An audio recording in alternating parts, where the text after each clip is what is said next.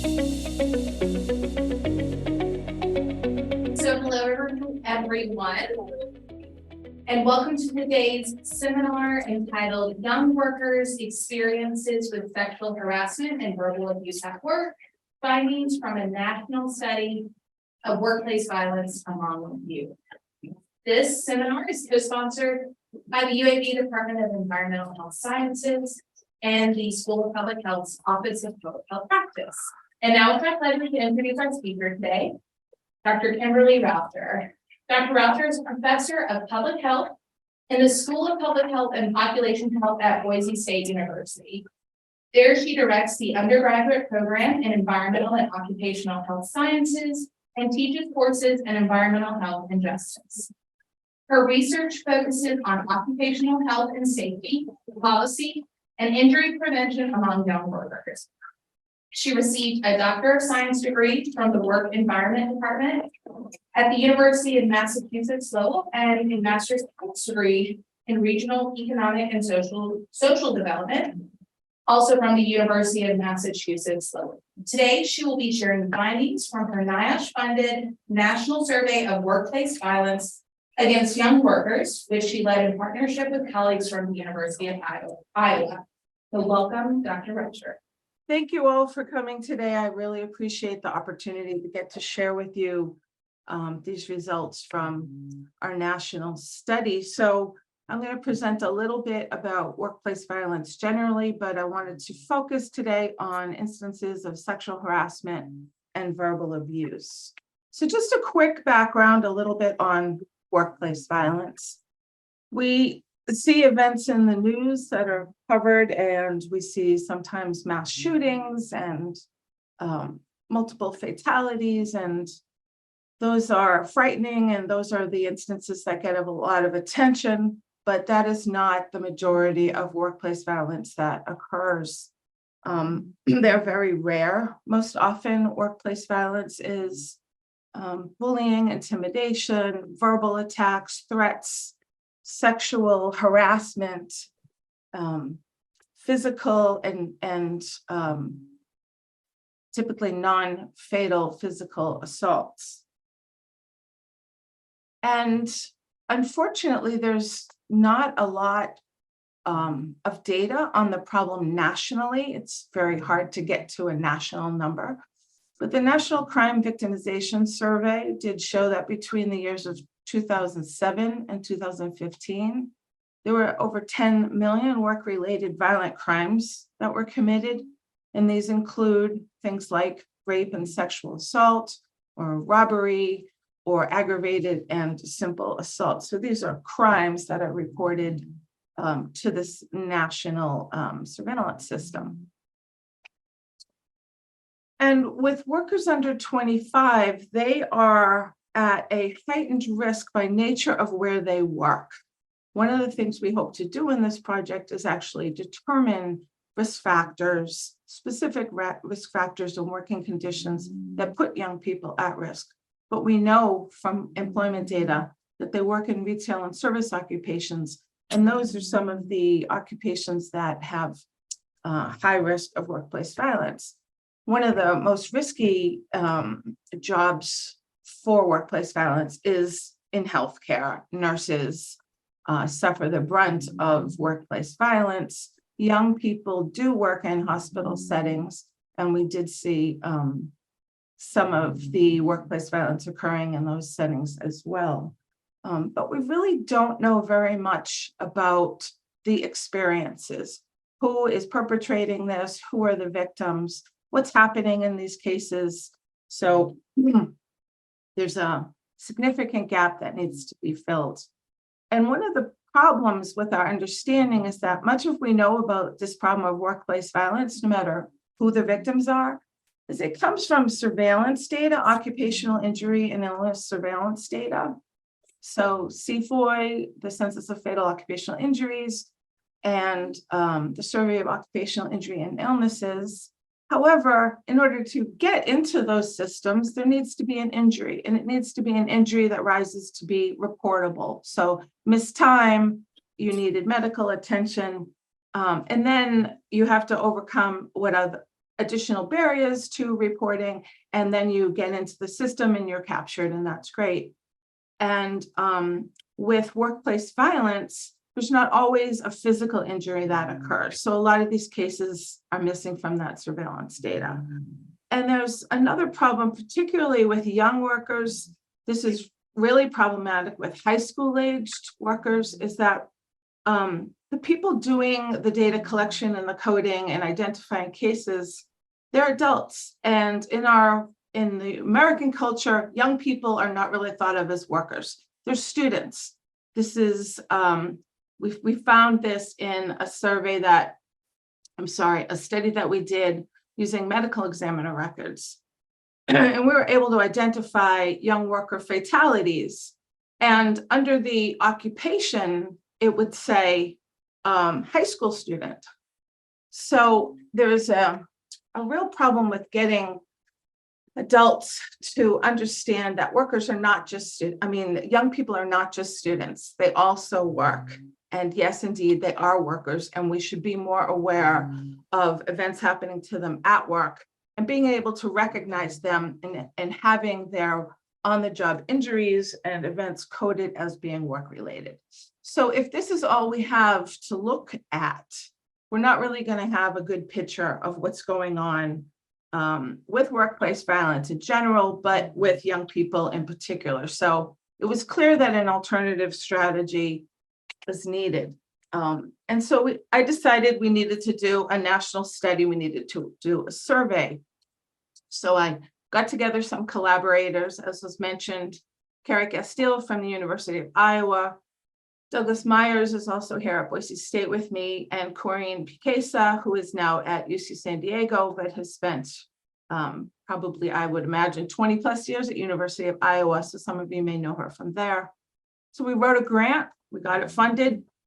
First try, yay, don't let anybody tell you can't get a grant funded on the first try. The purpose of the study was to really kind of get a snapshot to learn about the experiences of young people with various types of workplace violence and to capture a national prevalence of these cases. So that was the hope. So we contracted with the Iowa Social Science Research Center, and for extreme costs, they conducted this survey for us.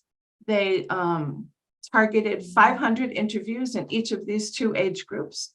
And we divided these groups up. There are very different groups of people. There are child labor laws that apply to the young people that don't apply to the older people. So we thought that made sense. They used random digit dial and non-probability samples because random digit dialing is extremely expensive. And we also reached them on cell lines and landlines, which was entirely appropriate for trying to reach young people. We used regional quotas. We divided the country into the 9 CDC regions and ensured that we had somewhat equal distribution. It wasn't perfect, but we've covered the entire United States. And then in an effort to make the sample more representative of the working population of young people, the ISSRC created weights using employment data from the current population survey. So we were able to apply those weights and have nationally representative data. So the interviewers first screened for eligibility. In order to be included in the study, the youth had to work in a civilian job and receive a paycheck. That's how we determined that these were formal jobs and not things like babysitting or delivering papers or mowing lawns and those kinds of informal things. We collected a work history, or I should say the interviewers collected a work history in the past 12 months. If they had one job, that was the job we asked them about for the rest of the survey. If they had more than one job, we selected one at random and asked the remainder of questions about that particular job. And in that job, we asked about their workplace violence experiences. So we first inquired in the referent job if they had experienced any of the different types. And if they didn't have any in that job, we asked them about any other jobs. So this way we would be able to capture prevalence, a 12-month prevalence of workplace violence. We would love to have captured all incidents and done a thorough work history, but 12 months is a long period of time. The survey was extremely long. So this is the way we decided to go. In the end, they collected 1,031 survey replies. 80% of the respondents they talked to were students at the time, high school or college students, about a 50-50 male-female mix. The same thing with the ages, again, as they were targeted 50-50. And unfortunately, like you see, and that is not how you spell Caucasian. What you see in a lot of surveys, majority is white. We didn't oversample, and this is definitely overrepresenting races, the white race in terms of youth employment. It's not quite that extreme in it, but that is who answered our survey. So I'm going to just talk for a moment about how what I'm going to present to you today. So I will be using descriptive statistics, again, using weighted data. So I'm providing percentages to you, weighted percentages. And we're going to look at each form of workplace violence and then overall violence. And then we're going to get into some of the case characteristics, again, just focusing on the two most prevalent form, verbal abuse and sexual harassment. And then we'll talk a little bit about some of those characteristics. And throughout, I'm going to use quotes from the targets. I'm calling them targets. You might see the word victim. I try to not use the word victim. I just don't like that word. So I'm going to use targets as the target of the bad behavior. So we're going to use quotes from them to illustrate their experiences.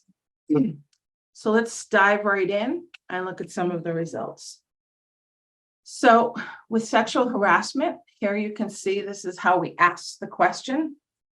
Have you been sexually assaulted? I'm sorry, this is sexual assault. Sexually assaulted in the past 12 months. You can read the definition there, but it's about attempted or completed sex acts, ranging from somebody touching or grabbing you inappropriately to someone physically forcing you to have sex with them. That's the most extreme. And I'm wondering if you have any thoughts, you're thinking how common this might be. Only about 6%. So this is actually, it is quite rare. Physical attacks, this includes everything from being hit, kicked, tripped, punched, pushed, grabbed, shot, or stabbed, which happens. A little more common than sexual assaults. Only 8% are actually getting into some kind of a physical altercation with someone. Threats. This includes someone being physically or verbally aggressive toward you in a way that made you nervous or afraid you might be hurt. So this is how we defined a threat.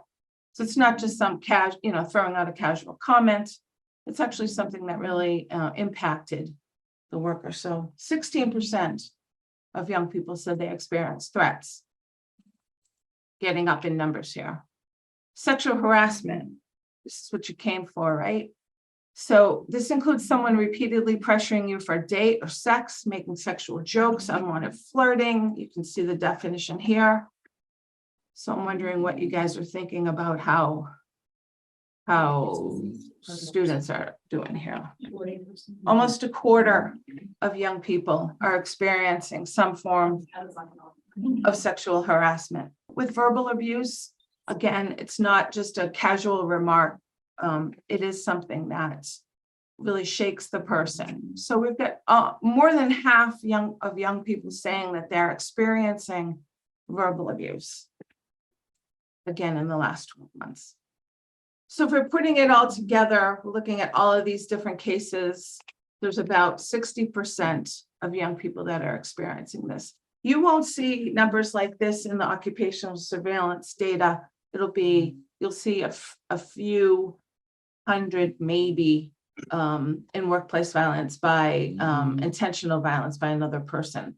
So I think you can just see how valuable it is to go out and talk, to do a national survey, to talk to young people and find out what their experiences are. So I'm going to just talk briefly about sexual assault because there aren't that many cases to really get into it. So we'll focus more on sexual harassment.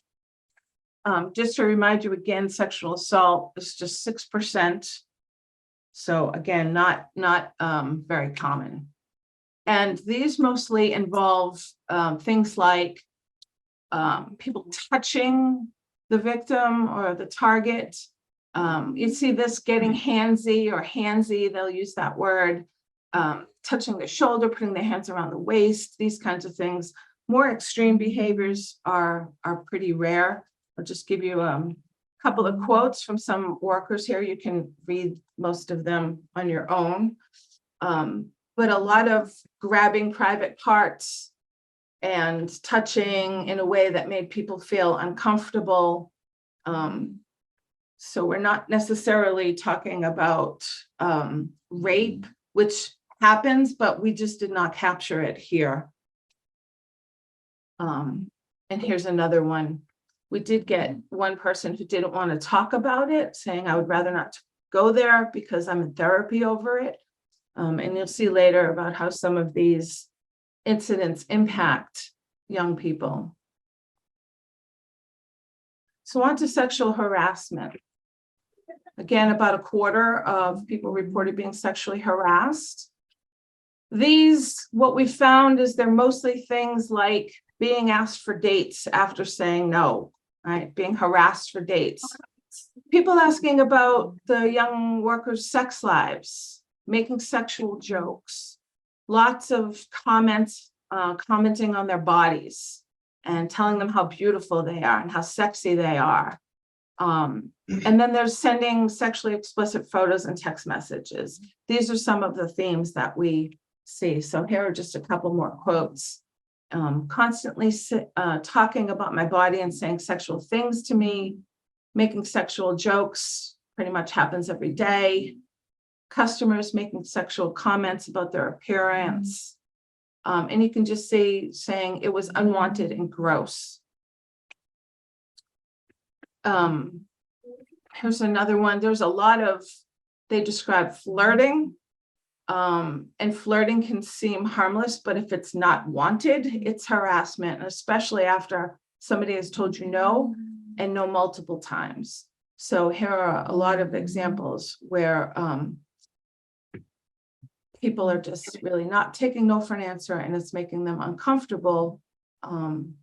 And then we see one example of rumor spreading, which is another thing that's done in sexual harassment cases. We looked at targets by age. Not surprising, sexual harassment was more commonly reported among the older age group, but still fairly, there's still 19% of the youngest ones reporting this. And the gender, not surprising, females, more often females are the targets. And the perpetrators, thank goodness, we're seeing smaller numbers with supervisors. Of course, like we were saying with the assault number being small, it should be 0. Supervisors are supposed to protect employees, especially young ones. So customers and coworkers are really the big sources of sexual harassment. And I wanted to show this slide because we talk about the youth workplace, and it's the same workplace for adults and young people. You work in a McDonald's, there's usually a range, but in some places there are more young people working together. So we wanted to look at the ages of the people who are doing the perpetrating the sexual harassment. And so you do see a little bit more here where the coworkers doing this harassing are about the same age as the target. But by and large, they're either a little bit older or a lot older than the young workers. So again, I guess I had this idea that supervisors and coworkers who are older would have a more of a paternalistic instinct and trying to protect young people or being a peer support, and it's not necessarily the case. And so you're seeing here when you're looking at the supervisor age, a little bit older. Sometimes you could be a 16-year-old and your supervisor is 18 or 19. Not a great maturity difference there. But you are seeing that they are generally older. And then this was particularly interesting with the older folks. Customer perpetrators are a lot older. And we have a couple of quotes talking about the older customers coming in and harassing the young women.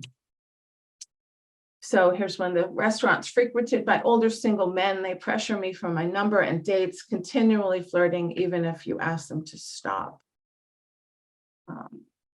The man was older, like a dad age, 50. Oh my God, that broke my heart.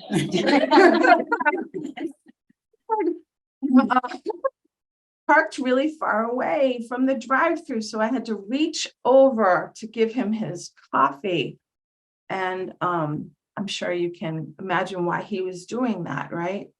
The perpetrator, gender and sexual harassment, not surprising. I mean, we just know this. We know this from what's happening in the adult world with sexual harassment. Males are typically the harassers, but I think it's interesting that 20% are females. There were, a number of cases where the girls were giving it to the guys in the same way guys were giving it to girls in terms of the coworker stuff. And just a couple of quotes about some of the things that the women were doing. Again, could be considered flirting, but if it's not wanted, you really shouldn't be doing it. And you see a mention of Facebook. We're going to get into that in just a minute.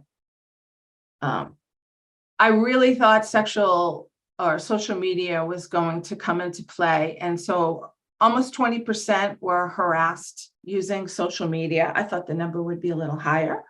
And when we look at the types of social media, you can really see this makes perfect sense. These are the apps that young people use: texting and Snapchat, unlike their parents who are on Facebook and Instagram. So that's not used as much. Again, these percentages are among those who were harassed using social media. So that 84% isn't among the total population. Just a couple more examples. Sending sexual Snapchats, that was a really common one. There's another thing that happens with folks who have iPhones. They'll airdrop naked pictures and it goes to everybody who has a cell phone. And that's really jarring because you don't expect it and you look at it and it's a naked picture. We also saw a lot of that in our focus groups that we had done. People stalking them by texting and just a number of things on social media. This is another thing that I was really interested in, and we talk about workplace violence. But I would say that this is more work-related violence. Workplace violence is the term we use to catch all. But what we see is that people can, a customer or a coworker can get connected to somebody in the work environment, but then either follow them or confront them before or after work. Contact them outside of work hours, social media, different things like that. So this is one of the a little sort of outside of what we normally look at. But I'm not surprised to see that a fair number of people were harassed outside of work. So just a couple of comments. Quotes here. Customers waiting in the parking lot for me to get off of work to ask me out for a date. Again, coworkers sending suggestive texts through Snapchat. Guy after work in this job, it would come out to the pool and ask me on dates. And I'm somewhat reluctant to say it because it's speculation, but many of you might be aware of the Idaho murders where the 4 teenagers, I shouldn't say teenagers, young adults were killed in their off-campus apartment.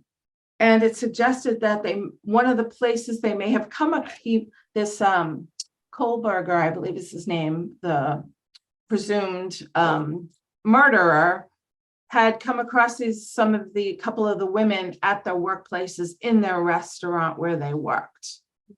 And I'm awaiting the trial to see if this was the first encounter, was the thing that kind of launched this, but it could be imagined that he came across them there.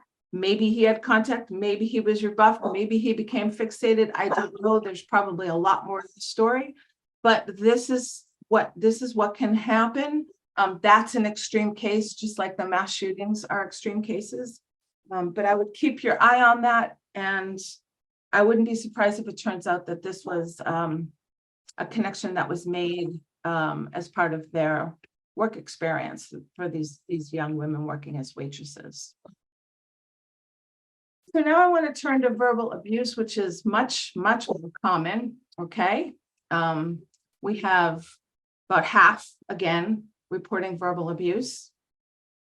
This involves screaming and yelling, a lot of people being mean, belittling their supervisors, belittling their workers, co-workers, belittling other workers, calling names, criticizing their works, blaming them when things go wrong.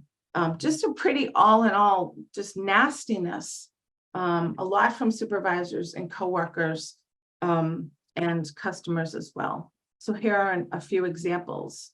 Somebody being spit on by a customer. This happens a lot when you are serving folks and it's getting busy and the customers are getting frustrated and they're yelling at everybody. There's an example here, working at a concession stand and they weren't moving fast enough, so they got yelled at, right? This is very common. These types of jobs where there's high customer interaction, customer is always right. So it's very difficult to deal with, which is also a different or difficult aspect in terms of sexual harassment cases. If you're a waitress and you are being sexually harassed, but it's customer and the customer's always right, and you rely on your tips, and boy, you're in a really difficult position. Just a couple of other remarks. We see some homophobia, some racism, all kinds of things. Everything that you see outside in the real world shows up in the workplace. For any of you who are working, I'm sure you've had that similar experience. In terms of age, doesn't matter how old you are, okay? Everybody's reporting verbal abuse. It's not more common the older you get necessarily, maybe slightly, but these numbers are really high for both groups. And on the gender, I did find this surprising, but most of the targets of verbal abuse are males. So it sounds like males are mixing it up a bit at work. And the perpetrators are kind of coming from everywhere. I mean, mostly the customers, and I think that's a nature of the types of jobs that they're in, right? We said there's a lot of service occupations, a lot of dealing with customers, but also a fair number of coworkers and supervisors as well. And back to the age again, in terms of verbal abuse, again, with the coworkers in the sort of youth workplace, there's more stuff happening between coworkers, but mostly everybody is older. Again, these are young people. It's natural that people are going to be older. But again, I feel like I might expect there to be a little bit more tangling between peers and like-age folks than folks who are older. You'd think that they would know better. Same situation here with the supervisors. I find that really troubling that supervisors who are a lot older are being abusive to their, young workers that they're in charge of. And the customers, again, it seems like, they are upset, and it really doesn't matter what the age of the person is serving them. In fact, sometimes, there's a strange animosity towards teenagers by some older people. So it could just be, those teens, I don't get it. But it's definitely happening here. And in terms of the perpetrator's gender, doesn't matter. Males and females, they're all coming at these students, or I should say, these young people. And now just, I feel like we're getting a little long, so I'm going to go through some of these fairly quickly. It's not a lot to report in terms of injury. These are sexual harassment cases. Only 3% suffered a physical injury during the incident. But you can see that the mental health impacts here are much greater, or I should say they're more common. So 40% of sexual harassment victims are saying that they have more anxiety and more stress after the incident. So we didn't confirm this. This is a cross-sectional survey. We simply asked them, did you feel the same amount of anxiety, less anxiety, or more anxiety after this event occurred? Okay, so these are self-reports. We don't know how long it occurred, but it was something that they certainly remembered, and they talked about having increased anxiety, stress, feeling insecure and distrustful of people. And that makes a lot of sense. And decreases in self-esteem. All of these things are being reported by sexual harassment victims. Same thing with verbal abuse. You're not seeing a lot of physical altercations happening at the same time. And there again, in both of these cases, you've got few injuries. They're not getting into the surveillance system. Nobody knows about them. We use surveillance system to dole out the scarce resources that we have for prevention. And if this isn't on anybody's radar, no resources are flowing to this problem. So it's really just important to understand the limitations of surveillance and see what a national survey or a representative survey or whatever else you can do to try to get out there and talk to the people who are experiencing this and get that data. I wanted to talk about reporting because that's another barrier to getting into the surveillance systems or any system. Any survey is to recognize it and to report it. So I was pleased to see that with both sexual harassment and verbal abuse, a majority are talking to other people. They're telling somebody about what's happening to them. With the verbal abuse, they're also a fairly good number, almost 70% are reporting the incident to their supervisors. But when you look over at sexual harassment, there's less of them telling their supervisors about it. And so that can be expected. Maybe there's embarrassment. It's uncomfortable to talk about. We'll get some of those reasons in just a minute. So we asked those who did not report to their supervisors why they chose not to tell their supervisor. For the first two, they're pretty similar. They didn't want to make trouble. This is a common thing with young people. It's an early job. They want to be seen as trustworthy and reliable and solid, and they don't want to be a troublemaker. They just want to be viewed by their supervisor as a good worker. So they usually pipe down about anything that's going on. And then some were concerned that they wouldn't be taken seriously. That was true in both types of workplace violence. But then when you get to some ideas about violence being just part of the job, we see that in a lot of places. If you ask a nurse about workplace violence, they will tell you it's just part of the job, which is sad because it shouldn't be, but it's kind of internalized. So we're seeing that with the verbal abuse, they're viewing it's part of the job. Again, with the customer service, they're getting it all the time. And that is something that needs to be dealt with. And then the issue of it's just happening too frequently to bother, which makes sense on the verbal abuse side. And I'm pleased to see that there are fewer people thinking sexual harassment is just part of the job. But I will say, when we did talk to some youth, it just stuck with me so much. she was a bartender in College Town. And on her interviewing, when she got the job the same day, and the boss said, expect to be sexually harassed. Okay, not, this is a tough place. You know, there's going to be these customers. Here's how we handle it. Just expect to be harassed. And she knew that that was part of the job. So if they're not talking to their supervisors, who do they tell? Who are young people talking to? And not surprising, a friend is up there, and coworkers. So coworkers, a friendly ear, you know, talk about what's going on in the workplace.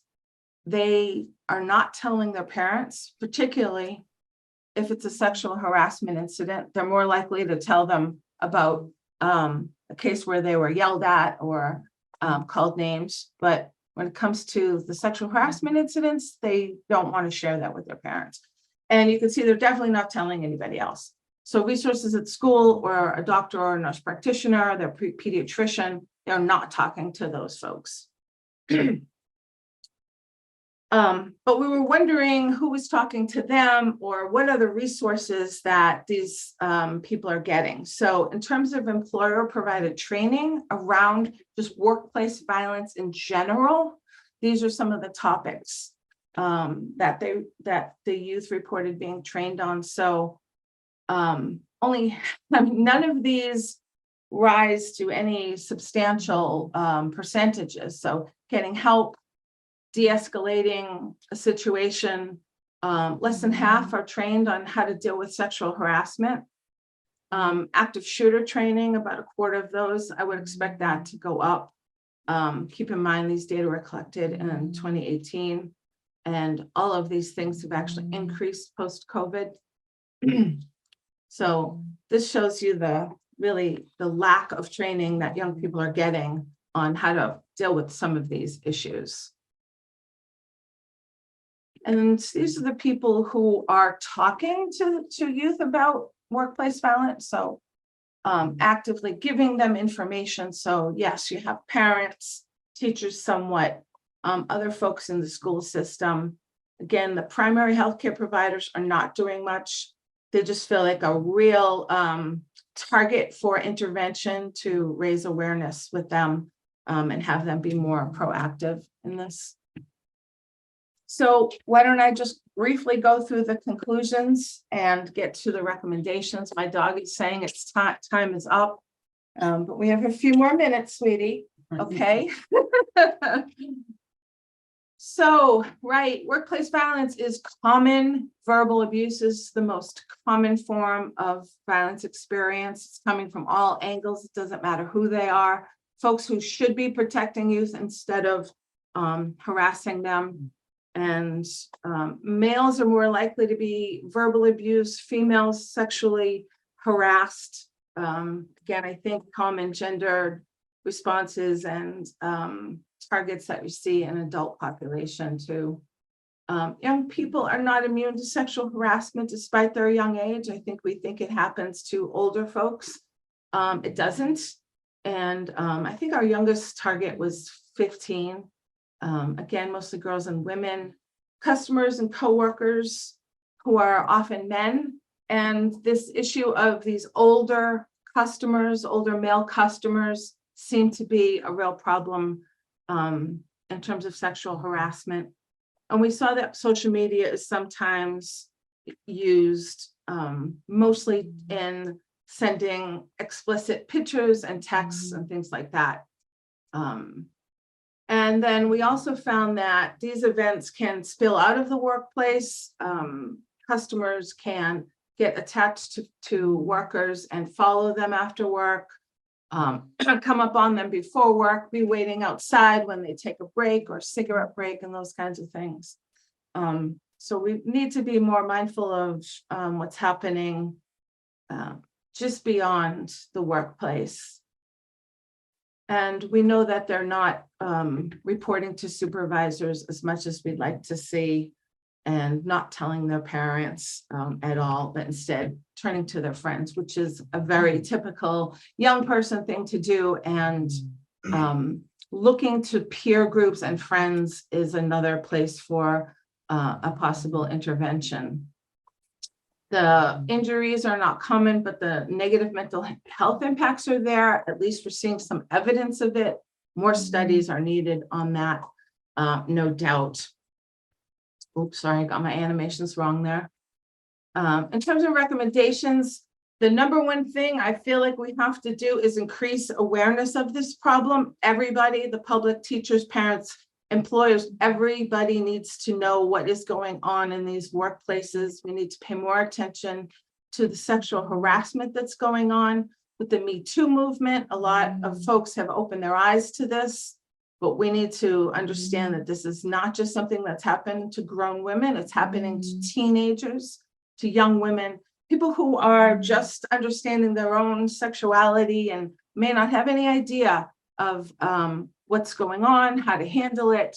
And I think you're seeing those negative impacts. Again, the retail and service occupations are high risk. And so we researchers know this, but do teenagers know this? Do the young people know this? The college students and their parents when they're out looking for a job?